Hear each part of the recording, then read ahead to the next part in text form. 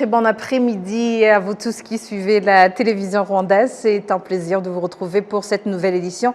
À la une de l'actualité de ce mercredi, le gouvernement du Rwanda va débloquer 4 milliards de francs rwandais pour les populations riveraines des parcs nationaux dans le pays au cours de cet exercice budgétaire 2024-2025. Le Rwanda abrite du 12 au 14 décembre courant un symposium national sur le traumatisme avec pour thème 30 ans après le génocide commis contre les Tutsis, un chemin vers la résilience. Le gouvernement du Rwanda va débloquer 4 milliards de francs rwandais pour les populations riveraines des parcs nationaux dans le pays au cours de cet exercice budgétaire 2024-2025. L'Office rwandais de développement RDB précise que depuis la mise en place de cette politique de partage de revenus touristiques, plus de 13 milliards ont été octroyés aux communautés avoisinant les parcs nationaux à travers des projets visant au développement et le bien-être de ces populations. Au cours des 20 dernières années, plus de 650 projets communautaires ont été soutenus, contribuant à améliorer les conditions de vie de la population. Dans ce programme, les efforts ont été concentrés sur le renforcement des capacités des coopératives, l'élevage de vaches pour les communautés, la construction d'écoles, la clôture des parcs pour empêcher que les animaux sauvages n'endommagent les cultures, la construction des centres de santé, sans oublier la construction de logements pour les personnes vulnérables. Le Rwanda abrite du 12 au 14 décembre courant le symposium national sur le traumatisme avec pour thème 30 ans après le génocide commis contre les Tutsis, un chemin vers la résilience. Le professeur Vincent Sezibera, l'un des organisateurs de ce symposium, revient ici sur la raison d'être de ce symposium et les résultats escomptés au terme de celui-ci. C'est un symposium qui vient quand nous commémorons pour la 30e fois le génocide qui a été commis contre les Tutsis. Et ce symposium fait suite à un premier qui a eu lieu en 2019, au mois de mai. Et nous voulons particulièrement réfléchir sur les pas qu'on a déjà posés après 30 ans. Et tout en s'intéressant plus sur la capacité que les Rwandais démontrent et la résilience pour s'en sortir.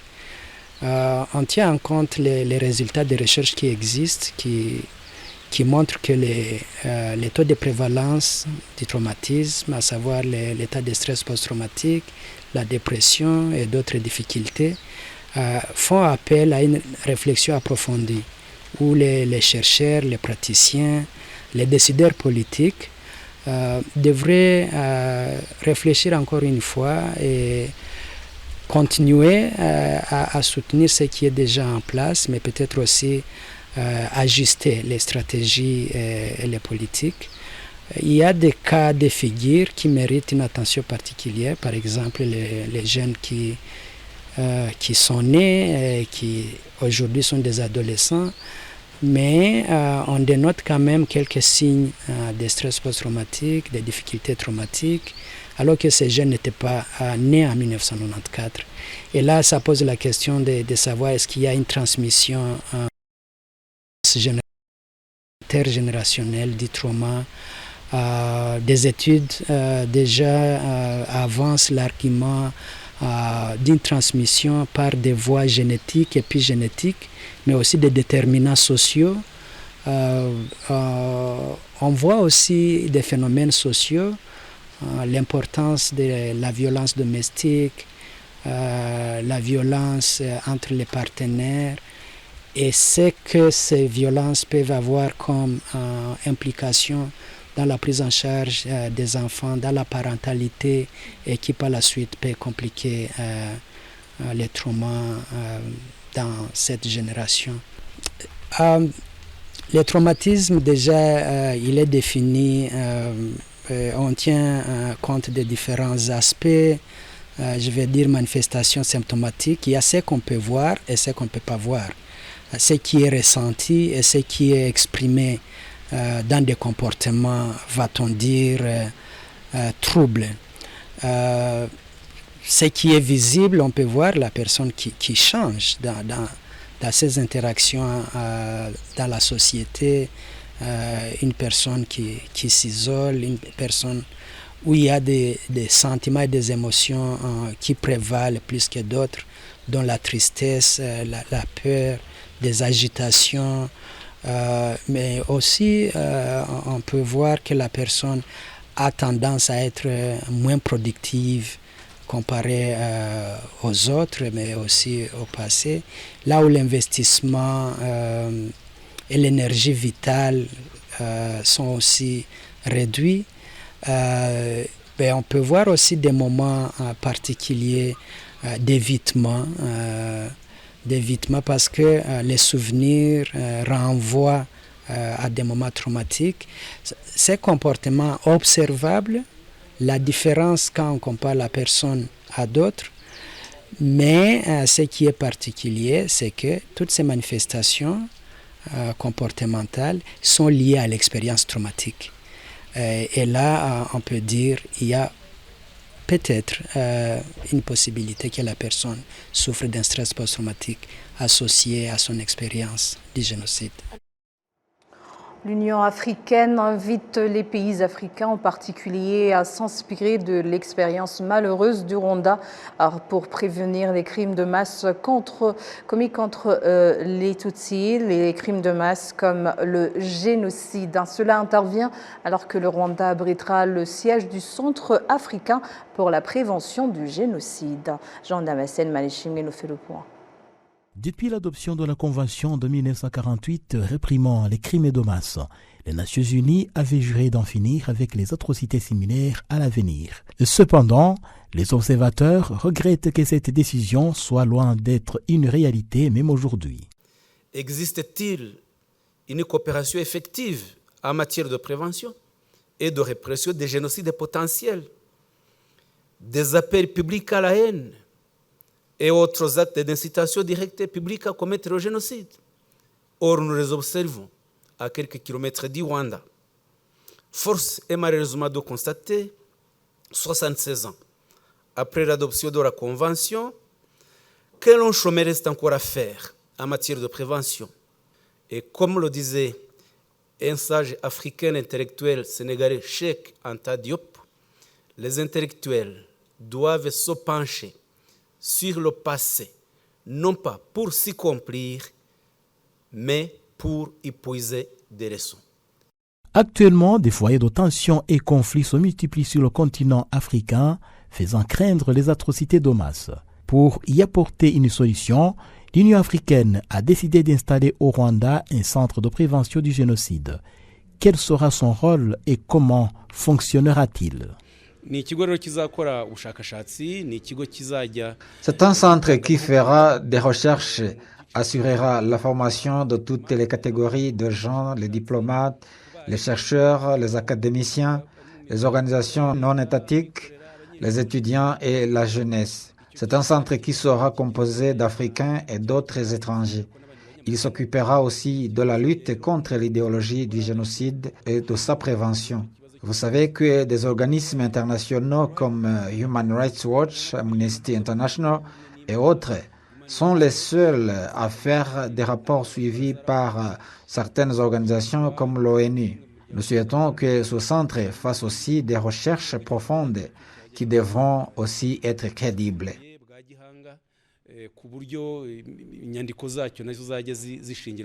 L'Union africaine espère que le centre permettra de résoudre les conflits sur le continent et d'éviter que ces derniers ne prennent de plus en plus de l'ampleur. Pour l'envoyé spécial de l'Union africaine, Adama Dieng, il est urgent de passer à l'action. Aujourd'hui, dans le continent, nous avons des foyers de tension que nous avons le devoir impérieux de mettre un terme. Et comme vous le savez, le génocide est un processus. Ce n'est pas un crime qui arrive comme ça seulement all of a sudden. Et ça prend du temps, ça nécessite des ressources, ça nécessite une planification, comme nous l'avons vu ici au Rwanda. Nous n'avons pas le droit de garder le silence. Nous devons avant tout dénoncer ces atrocités. Et ensuite, nous devons par la même occasion développer tous les moyens à notre disposition. Parce que même pendant que le génocide se perpétue, il y a encore un espace pour faire de la prévention. Et c'est cela le message que je veux porter à travers ce continent. Et ce message, il n'y a pas un endroit mieux situé que le Rwanda pour le porter à travers ce continent.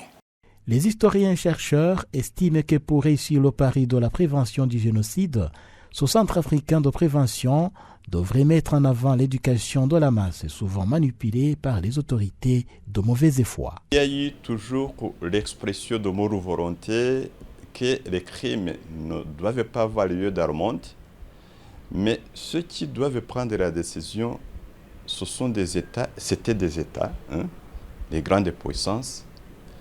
Je pense que par cette façon d'éduquer les personnes, que les décisions peuvent être prises à partir du bas, pour que la population conscientisée puisse plutôt pousser à des États à prendre des décisions. Mais des fois, il y a la question d'éthique qui manque, une éthique politique. Et si cette éthique politique, ce que nous devons voir, c'est éduquer plutôt la population. Et si un dirigeant se montre mieux éduqué, que la population puisse plutôt le pousser. Vous savez, le génocide commis contre les Tutsis a été un génocide de masse. Pourquoi? Parce que la population, avec le peu d'esprit critique, avec le peu de moyens, la population a été manipulée par les dirigeants. Donc, cette façon de mettre en place une institution de cadre éducationnel et académique et pédagogique pourrait plutôt faire à ce que nous appelons une démocratie par la population puisse plutôt influencer le cours des événements. D'après l'Union africaine, le Centre africain de prévention du génocide, décidé en 2023 et lancé officiellement au Rwanda, devrait ouvrir ses portes dès février 2025 et sera situé à une trentaine de kilomètres au sud de la capitale rwandaise, Kigali. Transparency Rwanda, la branche rwandaise de l'organisation de lutte contre la corruption et l'injustice, publie une étude sur le taux de corruption au Rwanda. Les indicateurs de corruption montrent qu'en cette année 2024, 2400 personnes ont été sollicitées, dont 3,6% ont déclaré qu'on leur avait demandé un pot de vin. Le secteur privé est celui qui est le plus touché par la corruption par rapport aux autres secteurs où la corruption est à 13%, suivie par la police nationale 9,40%, REG 7,80%, WASAC 7,20% et au sein des instances de base, la corruption est à 6,40% et de 6% dans le secteur judiciaire. La présidente de Transparency International Rwanda, Immaculée Ingabire, s'est félicitée du progrès accompli dans la lutte contre la corruption, mais que les efforts doivent être maintenus. D'abord, ce n'est pas la première fois qu'on fait cette recherche, elle est annuelle. Ce que je peux dire aujourd'hui, c'est deux choses, pour moi, très importantes. La première, c'est que on se réjouit, nous, en tant que Transparency International Rwanda Chapter, du fait qu'il y a une réduction, quand même, qu'on peut reconnaître, de la corruption, des actes relatifs à la corruption. Ça, on s'en réjouit. Autre chose, c'est qu'on doit redoubler d'efforts. Donc, c'est pas encore fini. On n'est pas encore là où on voudrait être. Donc, on doit redoubler d'efforts. Le fait qu'il y a cette réduction, ça ne doit pas nous dire que, bon, très bien, on est arrivé quand même, on peut se féliciter. D'accord, mais c'est aussi un appel vibrant même de redoubler d'efforts pour atteindre des meilleurs résultats l'année prochaine et l'année suivante et ainsi de suite, jusqu'à ce qu'on soit au moins à 5%. On ne peut pas rêver, éradiquer à jamais la corruption, c'est impossible. Aucun pays au monde n'a jamais réussi d'abord à le faire. Mais nous, ce que nous voulons, c'est vraiment qu'il soit une volonté politique réelle et palpable, et la tolérance zéro réelle. Comme ça, on ne va pas éradiquer, mais on va réduire. Et même ces gens corrompus, ils ne pourront pas le faire très facilement. Ils auront peur, ils prendront le temps d'élaborer des stratégies, ainsi de suite. Donc c'est ça que nous voulons.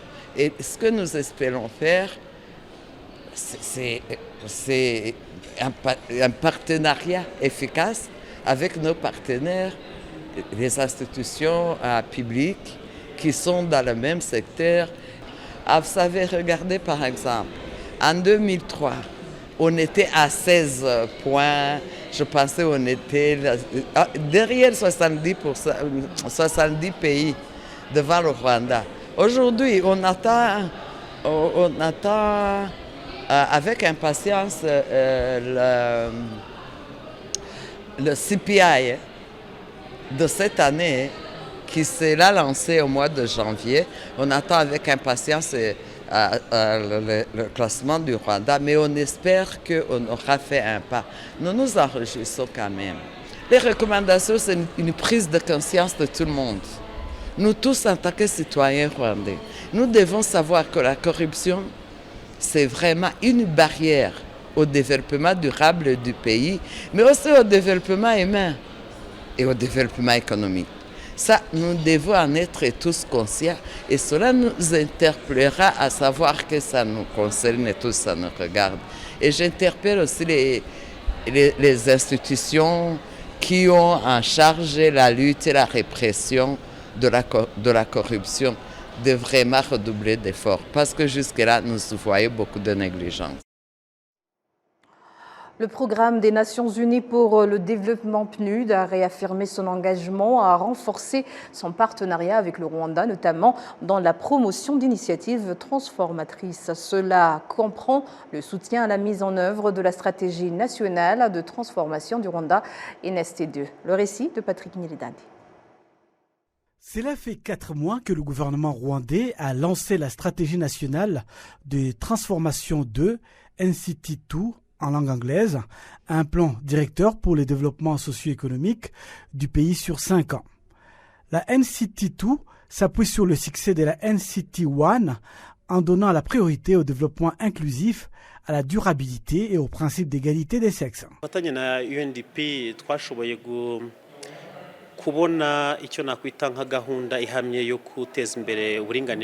Nous devrons chercher une nouvelle approche en vue de promouvoir le genre dans le secteur privé et nous allons travailler avec le PNUD pour promouvoir ce secteur car important pour le développement économique du pays.